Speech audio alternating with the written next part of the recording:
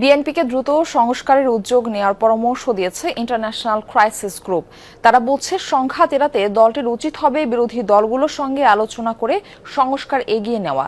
বৃহস্পতিবার আইসিজির ওয়েবসাইটে প্রকাশিত বাংলাদেশের নতুন সরকার কাজে নেমে পড়েছে শীর্ষক প্রতিবেদনে এই কথা বলা হয়।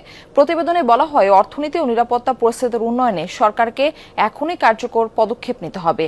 তবে নতুন সরকারের প্রতি জনরায় থাকলেও স্থিতিশীলতা বজায় রাখা নিয়ে অনিশ্চয়তা রয়েছে। প্রতিবেদনে আরও বলা হয়, জুলাই সনদের 9টি গুরুত্বপূর্ণ সংস্কার নিয়ে বিএনপির দ্বিমত ছিল, যা ভবিষ্যতে আন্দোলনের বড় ইস্যু হতে পারে। এছাড়া পর্যাপ্ত তথ্য প্রমাণ ছাড়া আওয়ামী লীগ নেতাকর্মীদের বিরুদ্ধে দায়ের করা মামলা প্রত্যাহারের সুপারিশ করেছে সংস্থাটি। একই সঙ্গে সংস্কারে ব্যর্থ হলে বাংলাদেশ আবারও রাজনৈতিক সংকটের মুখে পড়তে পারে বলে সতর্ক করা হয়েছে। প্রতিবেদনে শেখ হাসিনার বিকল্প নেতৃত্ব ও ভারতের ভূমিকা নিয়েও আলোকপাত করা হয়।